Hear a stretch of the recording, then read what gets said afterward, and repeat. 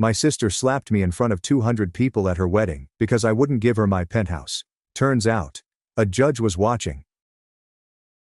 At my sister's lavish wedding, my parents insisted that I give up my penthouse for their new family. Mom exclaimed, "Selfish children don't deserve success." Dad added, "Your sister's children need real homes." Sister scoffed, finally getting what I've always deserved. When I declined, she struck me harshly in front of 200 people. Everyone began laughing. I did not cry. I picked the revenge that would permanently silence them. The champagne flute trembled in my palm as I saw my sister Sabrina glide across the marble floor of the Ritz-Carlton's large ballroom, her custom Vera Wang gown trailing behind her like liquid silk. 200 people had arrived to see her fairy tale wedding to Derek, a brilliant investment banker she met only 8 months before. I couldn't help but notice the irony that she was marrying for money while wanting me. I'm Vivian, 32 years old, and I've worked my ass hard to be where I am now. While Sabrina was busy playing house with several lovers in her 20s, I was pulling all-nighters in law school and working 70-hour weeks at a top Manhattan firm. 5 years ago, I took the biggest risk of my life by establishing my own firm, focusing on business litigation. It paid off spectacularly. Last year I concluded a settlement that allowed me to acquire a penthouse overlooking Central Park, which everyone now claimed belonged to them. "Vivian, darling, you look absolutely radiant." My mother Diane approached with her typical phony smile, which she saved for when she wanted something. Her silver hair was precisely coiffed, and she wore a navy dress that likely cost more than most people's rent. "We need to have a little family chat." My stomach sank. Family conversations in the Morrison household were never good news. "Mom, it's Sabrina's wedding day. Can't whatever this is wait?" "Actually, no." My father Robert appeared beside her, his expression harsh. At 58, Dad still commanded attention in his fitted tuxedo, but his eyes bore the unmistakable disappointment that had haunted me since boyhood. "We've been discussing your living situation." "My living situation?" I sat down with my champagne and realized I needed both hands free. "What about my living situation?" "Well, honey," Mom's voice took on that sickeningly lovely tone. "You know how Sabrina and Derek are starting their family. They're going to need more space than that tiny apartment Derek has been renting." I blinked. "They're not even pregnant yet, Mom." "But they will be soon." Sabrina's voice echoed over the little circle as she joined us, her new husband's arm around her waist. At 28, she was certainly attractive, with auburn hair and green eyes. But her expression was calculated, and it made my skin crawl. "We're planning to start trying right away." "Congratulations," I murmured cautiously. "I'm sure you'll find a lovely place to raise your family." "We already have," Sabrina replied, her smile bright. "We want your penthouse." The words struck me like a physical blow. "Excuse me?" "Now Vivian, before you get all defensive," Dad jumped in, his voice taking on that patronizing tone he used when he thought he was being reasonable. "Think about this logically. You're a single woman. You don't need all that space. Sabrina and Derek, on the other hand, are starting a family. They need room for children, for their future. You want me to give up my home?" I couldn't believe what I was hearing. "The home I worked for years to afford?" "Not give up," Mom hastily corrected. "Trade. You could take Derek's apartment. It's perfectly adequate for one person." "A 600-foot studio in Queens?" I asked frankly. "You want me to trade my 3-bedroom penthouse on the Upper West Side for a studio apartment in Queens?" "Vivian, don't be so dramatic," Sabrina urged. "It's not like you even use all that space.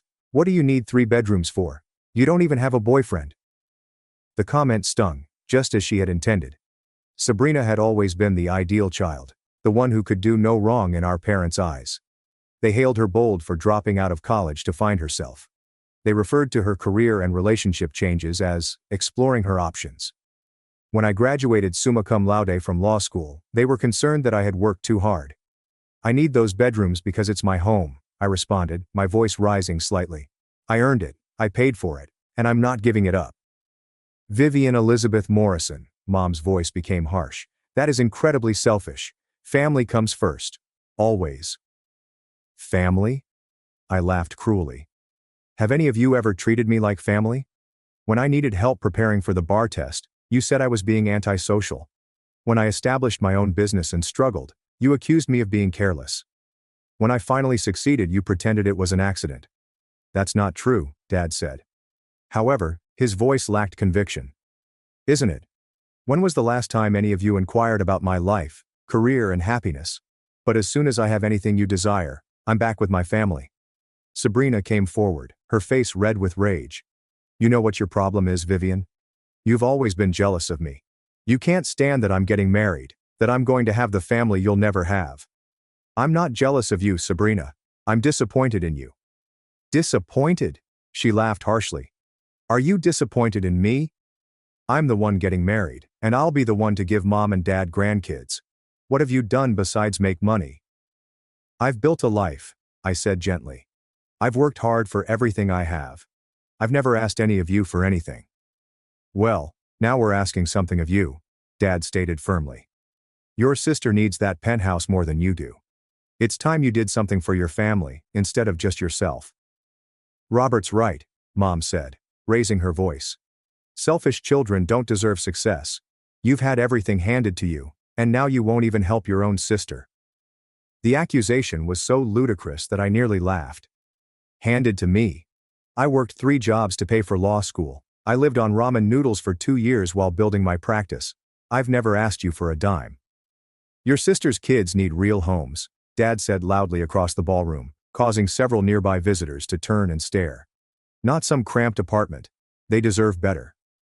They're not even conceived yet, I protested, but I knew I was losing this battle. My family was always brilliant at making me feel bad about my accomplishments. Sabrina moved closer, her voice low and nasty. You know what, Vivian? I'm done pretending to care about your feelings.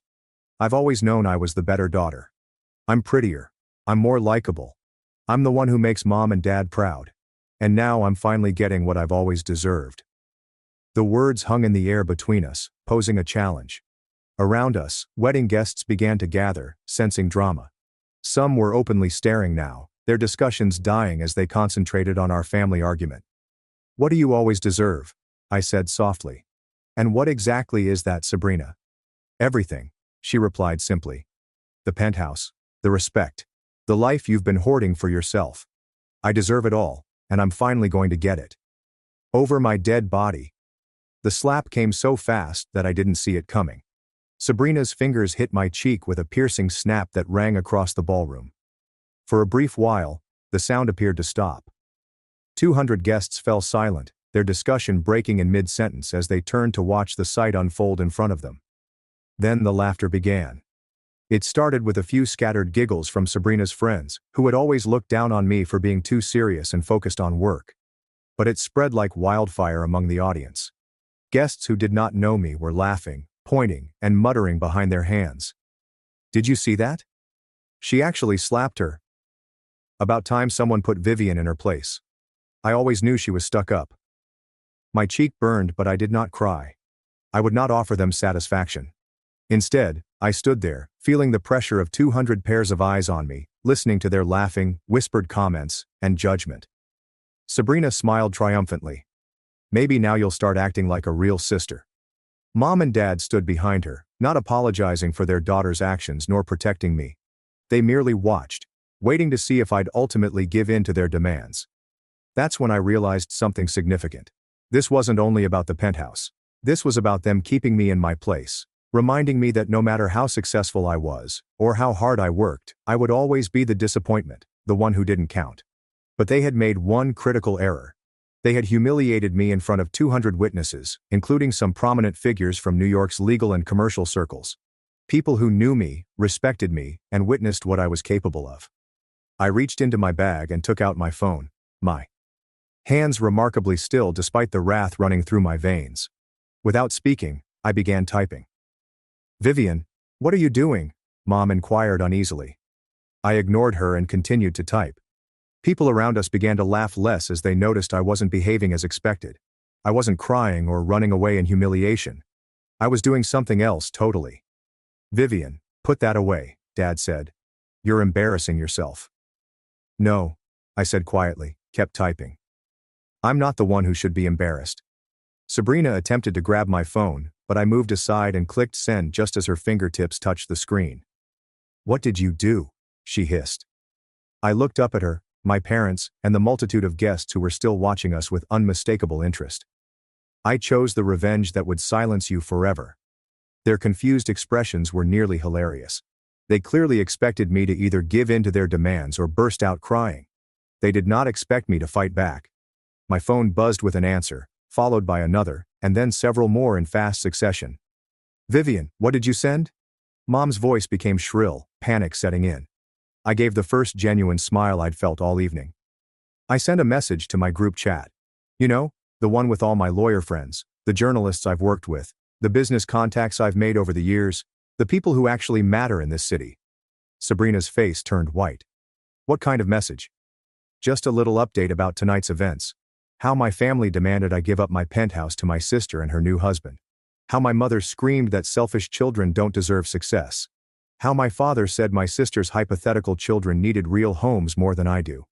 How my sister slapped me in front of 200 people because I wouldn't hand over my life's work. The ballroom had gone utterly silent. Even the string quartet had ceased performing.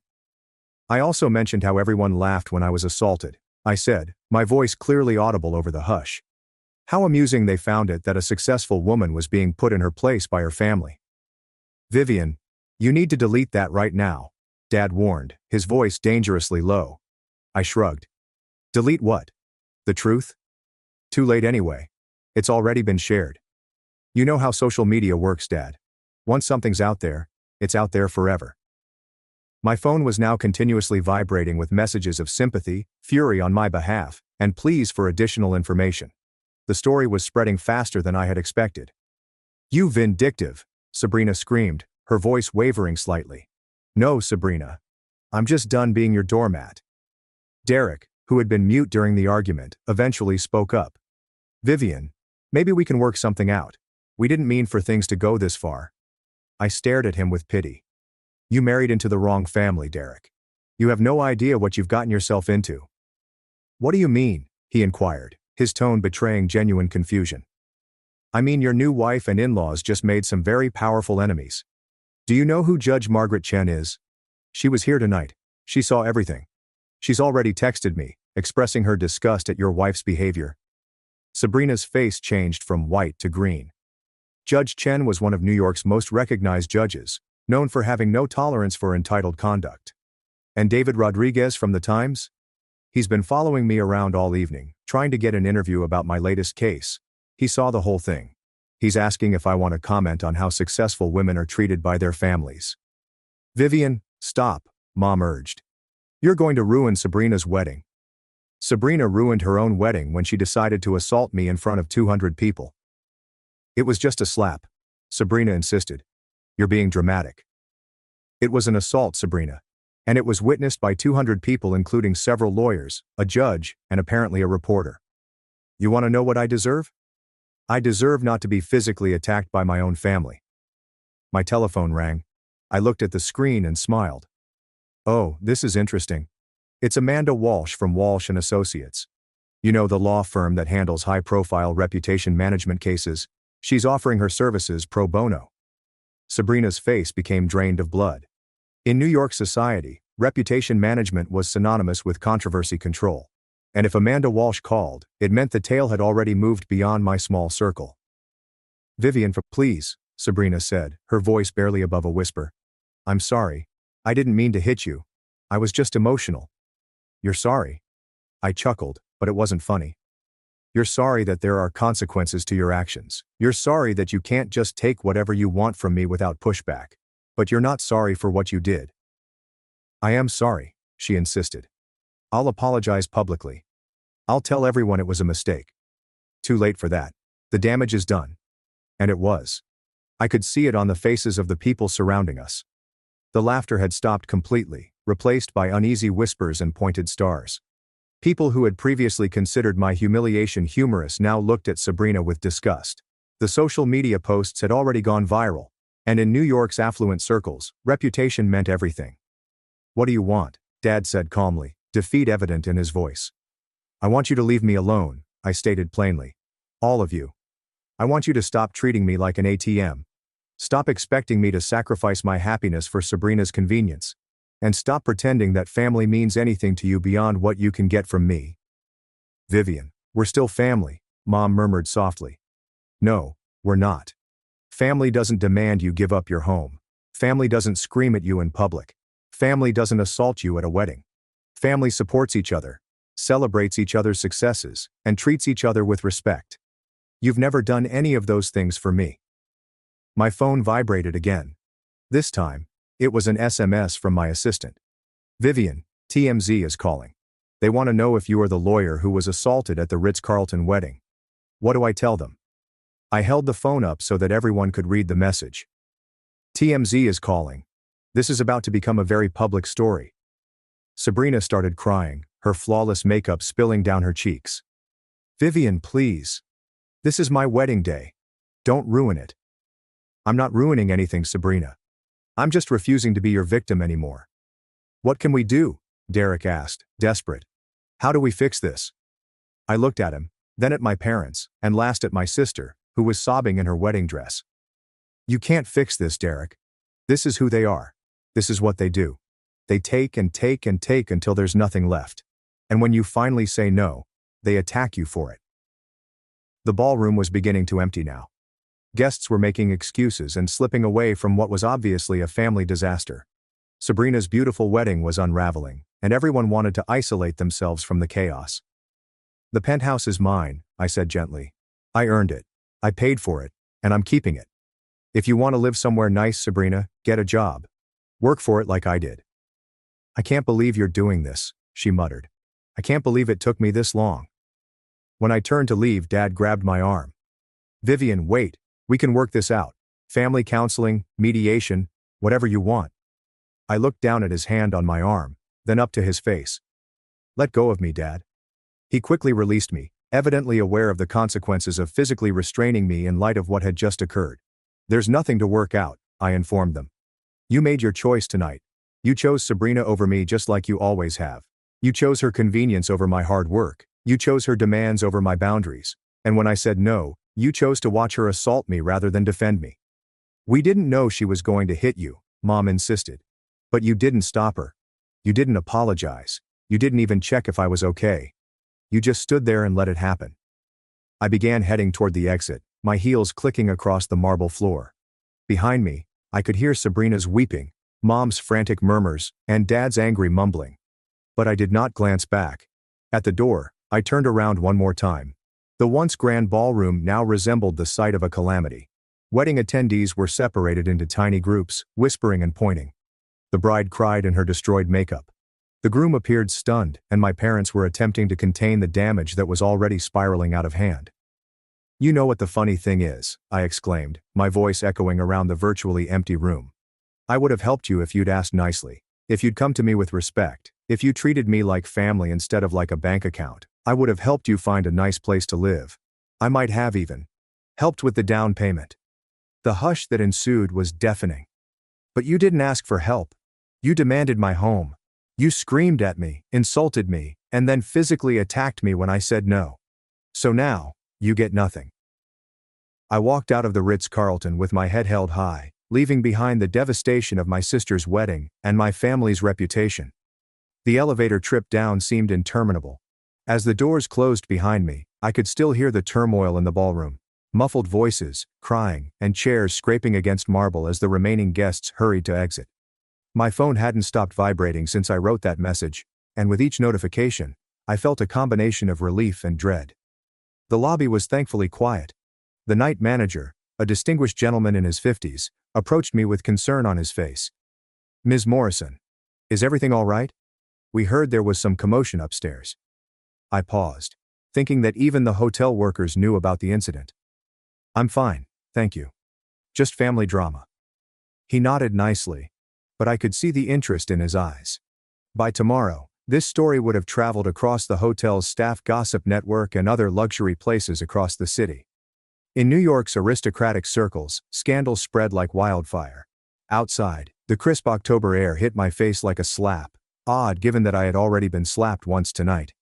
I remained on the sidewalk for a time, watching the traffic flow along Central Park South and attempting to understand what had just occurred. Part of me couldn't believe I'd accomplished it. The other part of me questioned why it had taken this long. My telephone rang.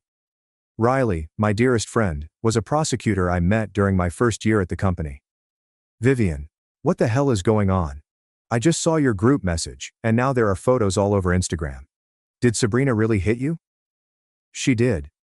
I began walking towards the metro, needing to move and do something with the adrenaline still pouring through my veins. Holy, are you okay? Do you want me to come over? I'm fine, Jess. Actually, I'm better than fine. I think I'm finally free. Free? Free from pretending they're actually my family. Free from feeling guilty about my success. Free from walking on eggshells every time I'm around them. There was a pause at the other end. Vivian, you know this is going to get messy, right? Like really messy. I know. But I'm tired of being the one who always has to clean up their messes. Let them figure it out for once. What about your parents? They're going to be devastated. I paused walking. Jess. They stood there and watched their daughter assault me in public. They demanded I give up my home for their golden child. They called me selfish for wanting to keep what I've worked for. When exactly am I supposed to start caring about their feelings? You're right, she replied gently. I'm sorry. I know how much family means to you. Family means everything to me. But they stopped being my family a long time ago. I was just too blind to see it. After hanging up with Riley, I chose to walk home rather than use the subway. I needed time to reflect, to comprehend what had just occurred and what was likely to happen next. The 40-block stroll from Midtown to my Upper West Side condo would allow me that time. As I went, my phone continued to vibrate with messages. Some were from coworkers who had attended the wedding and expressed their shock and support. Others were from pals who had seen the message circulate on social media. A handful were from journalists who had somehow obtained my phone number and wanted quotes on the incident. Patricia Winters, the senior partner at my old business, sent the most startling message. We had parted on good terms when I left to start my own practice, but we rarely spoke anymore. Vivian, I only found out about this tonight. I want you to know you have my full support. What happened to you was terrible, and I applaud you for sticking up for yourself. Please call if you have any questions. Reading her message, I felt tears well up in my eyes for the first time all evening. Not tears of anguish or pain, but tears of thanks. Here was someone who hardly knew my family and had no duty to help me, yet she offered it because it was the proper thing to do. It made me understand how mistaken my family had been about me. They depicted me as a selfish person who only cared about money and achievement. However, the messages flooding my phone painted a different narrative. They came from people who knew the real me, the person who mentored younger associates, did pro bono work for victims of domestic violence, and volunteered at legal aid clinics despite working 80-hour weeks. By the time I arrived at my building, I had over 200 messages and missed calls. My doorman, Luis, stared at me with alarm as I walked into the lobby. Miss Vivian, you okay? You look like you've had a tough night. Luis had been working in my building for 15 years. He had seen me through law school stress, relationship breakups, employment changes, and many late nights. He knew me better than my family did. I've had better nights, Luis, but I think things are going to get better from here. He smiled. That's good to hear. You deserve all the happiness in the world. In the elevator, I finally allowed myself to look closely at my reflection in the mirrored walls. My cheek was still crimson from Sabrina's hit. My hair was somewhat unkempt, and my makeup was smudged, but my eyes were bright and focused. I resembled someone who had been through battle and emerged victorious. As I entered my apartment, it seemed like a haven. The floor-to-ceiling windows provided a panoramic view of the city, with lights glittering like stars. This was my space, my accomplishment, my home, and no one was going to take it away. I poured myself a glass of wine and sat on my couch, finally allowing myself to sift through the incident-related social media posts. Someone had filmed Sabrina smacking me, perhaps thinking it was humorous at the time, and put it to Instagram. The video had already been posted hundreds of times, and comments ranged from indignation to support. This is disgusting. Who hits someone at a wedding? That lawyer is my hero for refusing to back down. The sister is certainly entitled to AF. Whether in a family or not, assault is assault. I can't believe that everyone was laughing. What is wrong with people? However, it wasn't just random internet users commenting. I recognized names from New York's legal community, business heavyweights, and even a few celebrities who had reportedly watched the tape. The narrative was taking on a life of its own, reaching well beyond Sabrina's wedding. The phone rang again. This time, it was my assistant Jenna who called from her personal phone. Vivian, I'm so sorry to bother you on a Saturday night, but I've been getting calls all evening. The office voicemail is full and reporters keep calling my personal line asking for statements. What kind of reporters? Everyone. Local news, Page 6, TMZ, even CNN. This story is everywhere. I closed my eyes, suddenly fatigued. What are they asking? They want to know if you're pressing charges, if you're planning to sue, what your family relationship was like before this. Some are asking about your law practice and your success story. A few want to know about your dating life. Of course, they did. A successful single lady being attacked by her married sister was a common theme in stories about women, success, and family dynamics. Jenna, I need you to draft a statement. Keep it simple and professional. Something like, Ms. Morrison is grateful for the outpouring of support she's received. She's focusing on her work and her clients at this time and won't be making any further public comments about this private family matter. Should I mention anything about pressing charges? I paused. The fact was, I hadn't even considered filing charges. Sabrina's smack had been intended to humiliate rather than cause bodily hurt. However, the inquiry made me realize that I had possibilities I had not considered. Don't mention charges either way. Let's keep our options open. After hanging up with Jenna, I realized I was hungry. I hadn't eaten anything at the wedding because I was apprehensive about the impending family clash. I ordered Thai food and settled in to properly explore the consequences of tonight's occurrences. By late that evening, the tale had gained significant popularity on social media. The Instagram video of the slap has been published by many gossip accounts, resulting in thousands of views within hours. More intriguing were the lengthy articles already being published about the tragedy. A feminist blogger wrote on how women are expected to compromise their success for families. A family therapist wrote about poisonous family dynamics. A legal expert was discussing New York's assault statutes. My story had grown beyond just family drama. It sparked broader conversations about success, gender, family expectations, and standing up for oneself. Sabrina's Instagram account, which had been filled with wedding photographs and jubilation just hours before, was now inundated with angry comments. People called her entitled, abusive, and spoiled. Her wedding hashtag, #Sabrina and Derek Forever, was ironically used to broadcast a video of her punching me. I nearly felt bad for her. Almost. Then I remembered her triumphant expression as she smacked me, the way she sneered at finally receiving what she deserved, and my sympathy fled. My dinner arrived, and as I ate the pad thai, I began receiving calls from unexpected sources. My college roommate, whom I had not spoken with in years, contacted me to express her support. A cousin on my father's side, who had always been the family's black sheep, contacted me to discuss her own experiences with mistreatment by relatives. Even my high school guidance counselor, who had obviously seen the article on Facebook, called to express her pride in how far I had gone. But the most meaningful call came from Judge Margaret Chen, who had attended the wedding. Vivian, I hope you don't mind me calling. I got your number from the court directory. I wanted to personally apologize for what I witnessed tonight. Judge Chen. You don't need to apologize. You didn't do anything wrong. I should have intervened. I should have said something when I saw what was happening. Instead, I just stood there like everyone else. You were a guest at a wedding, not a referee at a family fight. Perhaps. But I've been thinking about it all evening, and I keep coming back to something. That wasn't just family drama, Vivian. That was a pattern of abuse. Emotional abuse, financial abuse, and then physical abuse. I've seen it too many times in my courtroom. Her comments struck me like a physical blow. I'd been so concentrated on the slap and the demands for my penthouse that I hadn't given much thought to the wider picture. But she was correct. This was more than simply one awful night. This was the culmination of years of my family treating me like a personal ATM, disregarding my accomplishments and making me feel bad about my success. I never thought of it that way, I said. Abuse isn't always obvious, especially when it's coming from the family. We're conditioned to accept behavior from relatives that we'd never tolerate from strangers. But what I saw tonight is the financial demands, the public humiliation, the physical violence that's a textbook case of family abuse. After I hung up with Judge Chen, I sat in my apartment for a long time, reflecting on her words. Had I actually been abused by my family? It seemed like too strong a word. They had never hit me until tonight. They had never intimidated me or attempted to control my daily life.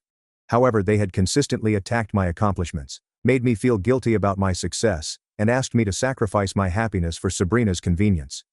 They treated me like a bank account, not a daughter and sister. When I eventually said no, they publicly ridiculed and physically assaulted me. Maybe Judge Chen was correct. Perhaps this was abuse, but in a form I hadn't recognized. The understanding was simultaneously empowering and painful. It felt liberating since it verified that I had made the correct decision to end my relationship. Heartbreaking because it meant admitting that my family had never truly loved me. They just adored what I could offer them. As the night progressed, I found myself feeling glad for Sabrina's slap. It had been the wake-up call I needed, the final straw that gave me the strength to stop enabling their actions. Without it, I could have continued to be their doormat for years. By 2 a.m., I was exhausted, yet surprisingly calm. I had disabled my phone alerts to stop the continual buzzing and was getting ready for bed when I heard the building's intercom. I looked at the camera monitor and saw Sabrina standing outside, still in her bridal dress, mascara smeared down her cheeks. She looked up at the camera and said, "Please." I wavered for a second. She looked shattered and desperate. Despite everything, the sister I'd grown up with was standing outside my building, screaming for help in her damaged wedding dress. Then I remembered her triumphant expression after she had hit me. I remembered her saying that she deserved everything I had worked for. I remembered 200 people laughing as I stood there, ashamed and alone. I switched off the monitor and went to bed. The story appeared on page 6 the next morning. "Lawyer assaulted by sister at Ritz wedding," read the headline, which was accompanied by a photograph of Sabrina smacking me. The story described the entire affair, from my family's demands for my penthouse to the assault in front of 200 people. By lunchtime, it was trending on social media. The hashtags, Warsh wedding assault and Darsh family grieve went viral, with thousands of people sharing their own tales of entitled family members and supporting my decision to fight back. That afternoon, Sabrina's new mother-in-law called to cancel her invitation to the family Christmas celebration. Derek's legal business conducted an internal investigation after many clients voiced worry about his involvement in the incident. Mom and Dad's country club membership has been quietly stopped awaiting review. The vengeance I chose was neither violent nor criminal. It was just the truth, enhanced by the power of social media and the relationships I had spent years cultivating. Sometimes the most devastating weapon is simply showing others who someone truly is. Sabrina called me a week later, crying and pleading with me to help them control the damage. She was sacked from her work at a boutique public relations agency when clients began canceling their contracts. Derek was about to undergo a professional ethics assessment. Their honeymoon was cut short when photographers began following them. "Vivian, please," she sobbed into her phone. "I'm sorry, I'm so sorry. I never meant for this to happen." "You meant to humiliate me," I answered gently. "You meant to force me to give up my home. You meant to put me in my place in front of 200 people. The only thing you didn't mean was to face consequences for it. I'll do anything.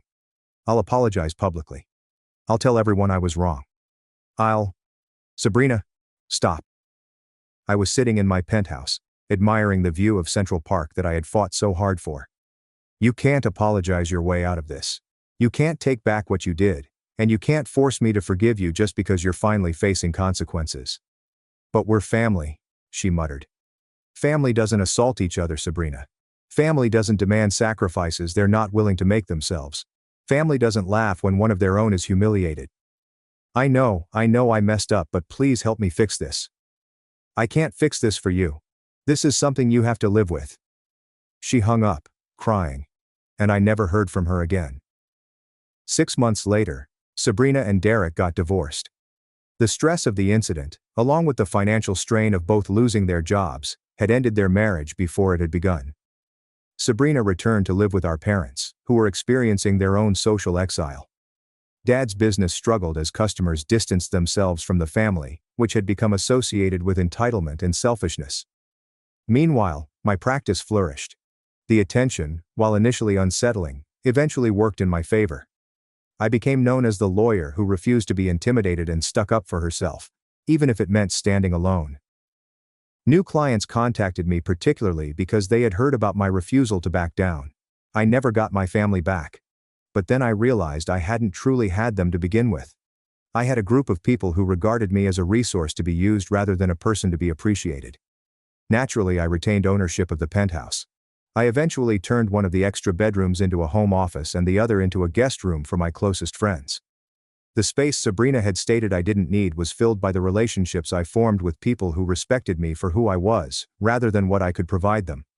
Sometimes I wonder if I could have handled things differently, If there was a way to keep my boundaries while not hurting my family. But then I remember the sound of that slap booming throughout the ballroom, the laughing of 200 people, and Sabrina's triumphant expression when she thought she had won. I chose the revenge that would permanently silence them, and it worked. They never asked me for anything else. Even though it was unexpected, the silence was just what I had hoped for. In the end, I realized that sometimes the best revenge isn't getting back at someone. Sometimes it is simply refusing to let them get away with it. Sometimes it is standing up and saying, "No. You don't get to treat me like this anymore." And sometimes that's enough to shift everything.